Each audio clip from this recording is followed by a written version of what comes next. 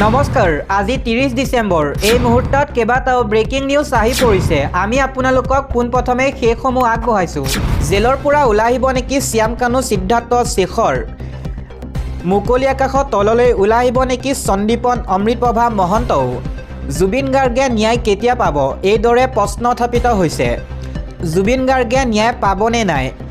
জুবিন গাৰ্গৰ মৃত্যু ঘটনা ইতিমধ্যে 3 মাহ সম্পূৰ্ণ কিন্তু এতিয়াও জুবিন গাৰ্গৰ ন্যায় অপেক্ষাত আছে ৰাজ্যবাসী জুবিন গাৰ্গৰ ন্যায়ক লৈ দুমুজাত পৰিছে জনতা একাংশই কৈছে জুবিন গাৰ্গে ন্যায় নাপায় এছআইটি চাৰ্জশ্বিটক ক্লিন চিট আখ্যা দিছে একাংশই জুবিন গাৰ্গৰ হত্যাৰে অভিযুক্ত ওলাই আহিব জেলৰ পৰা শ্যাম কানু সিদ্ধাৰ্থ শেখৰ সন্দীপন অমৃতপ্ৰভা বাচি যাব কিন্তু একাংশৰ মতে জুবিন গাৰ্গে ন্যায় পাব জুবিন হত্যাকাৰীয়ে কঠোৰ শাস্তি পাব লাগিব ইয়াক লৈ আপুনি কিভাবে আপোনাৰ মতামত জনক আমাৰ কমেন্ট বক্সত আগবঢ়াইছো এটা political breaking news Sarbananda Sonowal মুখ্যমন্ত্ৰী হোৱা কালত কোনো দুৰ্নীতি হোৱা নাছিল আজান পীৰ চানচাই কোন আছিল চিনি নাপায় মুখ্যমন্ত্ৰীয়ে অসমীয়া হিন্দু মুছলমান গাঁৱৰ মাজৰ সম্প্ৰীতি নোহোৱা কৰিব বিচাৰিছে বিভিন্ন কামৰ বাবে সেই অচিনাকি লোককে মাতিবলগীয়া হয় মুখ্যমন্ত্ৰী হিমন্ত বিশ্ব শৰ্মাক কেতিয়াও বিশ্বাস নকৰিব এনে ধৰণে মন্তব্য কৰিছে ৰাজেন গোহাঁই মন্তব্য কৰি কয় অসমীয়া হিন্দু আৰু মুছলমানৰ সম্প্ৰীতি শেষ কৰিব বিচাৰিছে প্ৰতিজন অসমীয়া মুছলমানৰ একোটাকৈ হিন্দু নাম থাকে মুখ্যমন্ত্ৰীক গালত চুমা খোৱা এৰক এনেদৰে এতিয়া বিস্ফোৰক মন্তব্য কৰিছে এজেপি নেতা ৰাজেন গোহাঁই ইয়াৰ পাছৰ খবৰ মুখ্যমন্ত্ৰী হিমন্ত বিশ্ব শৰ্মাই কেৱল মিয়াক টাৰ্গেট কৰে হিমন্ত বিশ্ব শৰ্মাই অসমত চলাইছে সাম্প্ৰদায়িক ৰাজনীতি কেৱল মাত্ৰ মিয়াক টাৰ্গেট কৰি লৈছে মুখ্যমন্ত্ৰী হিমন্ত বিশ্ব শৰ্মাই মুখ্যমন্ত্ৰীয়ে কেৱল মিয়াকহে উচ্ছেদ কৰে বিহাৰী বঙালীক উচ্ছেদ নকৰে হিমন্ত বিশ্ব শৰ্মাই এয়া কেতিয়াও প্ৰকৃত উচ্ছেদ নহয় ৰাজ্যৰ প্ৰতিখন চহৰত নিৰ্মাণ হোৱা অট্টালিকা শ্বপিং মলসমূহ কাৰ ভূমিপুত্ৰক গৌবে কোৱাৰ পাছতো মৌন হিমন্ত বিশ্ব শৰ্মা বহিৰাগত বনিয়াই অসমৰ প্ৰতিখন চহৰেই দখল কৰিছে অচিনাকি মানুহ মিয়া বিতৰ্ক কৰি মূল কথাবোৰ লুকুৱাইছে বিজেপিয়ে হিমন্ত চৰকাৰৰ বিৰুদ্ধে এনেদৰে এইবাৰ খৰব ছাত্ৰ নেতা আকাশ দলে দিবলৈছো আন এটা খবৰ অসমীয়া জাতিৰ এটা অবিচ্ছেদ্য অংগ মুছলমানসকল মুখ্যমন্ত্ৰীয়ে নাজানে অসমৰ ইতিহাস এই মন্তব্য কৰিছে ৰেজাউল কৰিম সৰকাৰে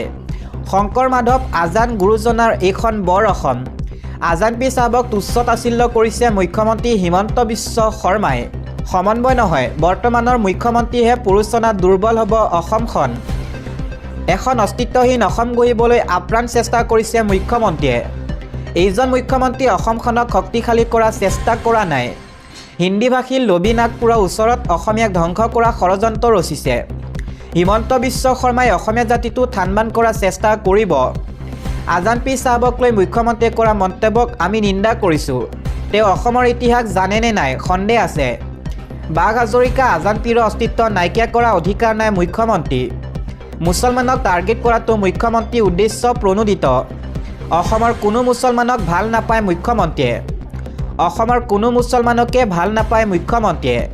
সংখ্যালঘুৰ ইতিহাস বিকৃত কৰি থাকে মুখ্যমন্ত্ৰীয়ে অসমীয়া জাতিৰ এটা অবিচ্ছেদ্য অংগ মুছলমানসকল মুখ্যমন্ত্ৰীৰ অসম ধ্বংসকাৰী কথাক আমি বিশ্বাস নকৰোঁ আজান পীৰ চাহাবক লৈ কৰা মন্তব্যক লৈ মুখ্যমন্ত্ৰীক এনেদৰে সমালোচনা আমচুৰ সভাপতি ৰেজাউল কৰিম সৰকাৰে প্ৰকাশ কৰিছে এই প্ৰতিক্ৰিয়া ইয়াৰ পাছৰ খবৰ খিলঞ্জীয়া অসমীয়া মহিলাৰ সৈতে অনা অসমীয়া সংঘটিত কৰিলে ভয়ংকৰ কাণ্ড উজনি অসমত আকৌ অনা অসমীয়াৰ দাদাগিৰি গুণ্ডাগিৰি খিলঞ্জীয়া মহিলাক বন্দুক দেখুৱাই ভাবুকি অনা অসমীয়াৰ বন্দুক দেখুৱাই মৃত্যুৰ ভাবুকি দিয়ে অসমীয়া মহিলাগৰাকীক চৰকাৰী আঁচনি সন্দৰ্ভত মহিলাক বন্দুক দেখুৱাই ভাবুকি দিছে অনা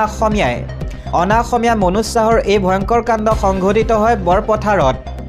ঘটনা সন্দৰ্ভত ভুক্তভোগী মহিলাই দাখিল কৰিছে এজাহাৰ দিবলৈছো আন এটা খবৰ আকৌ পোহৰলৈ আহিছে বজৰং দলৰ কুকাণ্ড 300 বছৰীয়া ঐতিহাসিক মছজিদত ভয়ংকৰ কাণ্ড মছজিদত অগ্নিসংযোগৰ চেষ্টা বজৰং দলৰ মছজিদৰ ভিতৰত পেলাই থৈ গ'ল সুৰাৰ বটল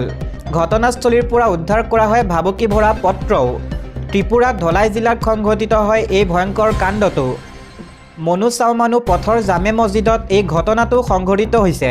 পৰৱৰ্তী খবৰ আপোনাৰ ভোটাৰ তালিকাত বিসংগতি আছে নেকি যদি কোনো বিসংগতি আছে তেন্তে দিব পাৰিব অভিযোগ প্ৰকাশ পালে ফটোযুক্ত খচৰা ভোটাৰ তালিকা খচৰা ভোটাৰ তালিকাত বিসংগতি থাকিলে আপুনিও দিয়ক অভিযোগ ভোটাৰ তালিকাৰ পৰা নাম কটা যাব 4,67,992 গৰাকীৰ নাম এছাৰ পাছত প্ৰকাশ পোৱা খচৰা ভোটাৰ তালিকাত এই তথ্য পোৱা গৈছে আপোনাৰো নাম নাহিলে নেকি খচৰা ভোটাৰ তালিকাত অভিযোগ দিবলৈ আপোনাৰ হাতত আৰু মাত্ৰ কেইটামান দিন ওজৰ আপত্তি থাকিলে 22 জানুৱাৰীৰ ভিতৰত দিব পাৰিব অভিযোগ ভোটাৰ তালিকাত বিসংগতি থাকিলে জনাব পাৰিব BLOক 22 জানুৱাৰীলৈকে জনাব পাৰিব ওজৰ আপত্তি 2 ফেব্ৰুৱাৰীৰ পূৰ্বে নিষ্পত্তি হ'ব ওজৰ আপত্তিসমূহ 1950 নম্বৰত ফোন কৰিও দিব পাৰিব অভিযোগ 3, 4, 10, 11 জানুৱাৰীত পাতিব বিশেষ শিবিৰ ইতিমধ্যে BLOৱে ঘৰে ঘৰে গৈ সম্পূৰ্ণ কৰিছে ভোটাৰ ভেৰিফিকেশ্যন ওজৰ আপত্তিৰ বাবে সংগ্ৰহ কৰক 6 আৰু 7 নং প্ৰপত্ৰ অনলাইন ভোটাৰ এপত লাভ কৰিব এই ফৰ্ম BLOৰ সৈতে যোগাযোগ কৰিও লাভ কৰিব পাৰিব এই ফৰ্ম eci.gov.in ত ভোটাৰে চাব পাৰিব নিজৰ নাম 10 ফেব্ৰুৱাৰীত প্ৰকাশ পাব ৰাজ্যৰ চূড়ান্ত ভোটাৰ তালিকা দিব লৈছোঁ আন এটা খবৰ বিদায়ী বৰ্ষটোত অসম চৰকাৰৰ ঋণৰ বোজা নতুন বৰ্ষতো অতিৰিক্ত ঋণৰ বোজা বহন কৰিব লাগিব জনতাই 2025 বৰ্ষক বিদায় দি 2026 বৰ্ষক আদৰণি জনাবলৈ মাজত মাত্ৰ কেইটামান দিন বাকী থকা অৱস্থাত ৰাজ্যৰ বিত্তীয় অৱস্থাক লৈ উদ্বেগজনক তথ্য পোহৰলৈ আহিছে নতুন বছৰত অসম চৰকাৰে কঢ়িয়াব লাগিব 1.5 লাখ কোটি টকাৰো অধিক ঋণৰ বোজা বিধানসভাৰ শীতকালীন অধিৱেশনত বিত্তমন্ত্ৰী অজন্তা নেওগে সদনত দিয়া তথ্য অনুসৰি 2025 চনৰ 31 মাৰ্চলৈকে অসম চৰকাৰৰ মুঠ বকেয়া ঋণৰ পৰিমাণ হ'ব 1,54,333.49 কোটি টকা তথ্য অনুসৰি বৰ্তমান অসমৰ জনমূৰি ঋণৰ পৰিমাণ প্ৰায় 42,419 টকা বিগত কেইবাবছৰ ধৰি ৰাজ্য চৰকাৰে একেৰাহে হিতাধিকাৰী আঁচনি ৰূপায়ণ কৰি অহাৰ সমান্তৰালকৈ ঋণৰ পৰিমাণো উদ্বেগজনক হাৰত বৃদ্ধি পাইছে ঋণ গ্ৰহণ আৰু সুতৰ বোজা 2022-23 বিত্তীয় বৰ্ষত অসম চৰকাৰে 21,602 কোটি টকা ঋণ গ্ৰহণ কৰিছিল 2023-24 বৰ্ষত এই পৰিমাণ বৃদ্ধি পাই 24,128 কোটি টকা আৰু 2024-25 বৰ্ষত 25,294 কোটি টকালৈ পাইছে আনহাতে ঋণৰ সুদ পৰিশোধৰ বাবদ 2022-23 বৰ্ষত 6,875 কোটি টকা 2023-24 বৰ্ষত 8,139 কোটি টকা আৰু 2024-25 বৰ্ষত 9,468 কোটি টকা ব্যয় কৰিবলগীয়া হৈছে বিদায়ী 2025 বৰ্ষটোত মাত্ৰ এবছৰতে চৰকাৰে প্ৰায় 16,200 কোটি টকা নতুন ঋণ গ্ৰহণ কৰিছে এই ঋণ বিভিন্ন মাহত একাধিক পৰ্যায়ত লোৱা হৈছে কেগৰ প্ৰতিবেদনত গভীৰ উদ্বেগ ভাৰতৰ নিয়ন্ত্ৰক আৰু মহা হিচাপ পৰীক্ষক কেগৰ শেহতীয়া প্ৰতিবেদনত অসমৰ বিত্তীয় অৱস্থাক লৈ গভীৰ উদ্বেগ প্ৰকাশ কৰা হৈছে 2023-24 বৰ্ষৰ প্ৰতিবেদন অনুসৰি ৰাজ্য চৰকাৰৰ মুঠ ঋণৰ 55,000.04% অৰ্থাৎ 68,452 কোটি টকা অহা 7 বছৰৰ ভিতৰত পৰিশোধ কৰিব লাগিব প্ৰতিবেদনত উল্লেখ কৰা হৈছে যে 2019-20 বৰ্ষত 72,256 কোটি টকা